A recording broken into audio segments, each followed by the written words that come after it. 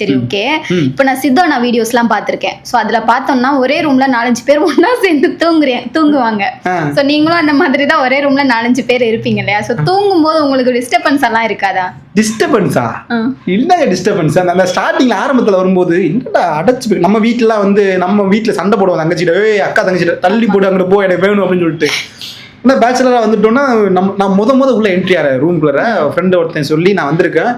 சரி, ஓகே, கொஞ்சம் ஹால் பெருசாக இருக்கும், நமக்கு வந்து இப்படி கால் நீட்டி தூங்கலாம், நம்ம ஒரு இந்த ஒரு பெஞ்ச் அளவுன்னு வச்சுப்போமே, இந்த அளவுக்கு இருக்கும் நான் எக்ஸ்பெக்ட் பண்ணி வந்தா ஒரு மூலையில அவன் கணக்கு சொல்றான். அந்த டைல்ஸ் கல் இருக்குல்ல, அந்த கல் தான் இந்த நெட், இந்த கல் உனக்கு இந்த அவ்வளவுதான், அது கரெக்டா வச்சோம்னா 2 ஜார் கூட கிடையாது.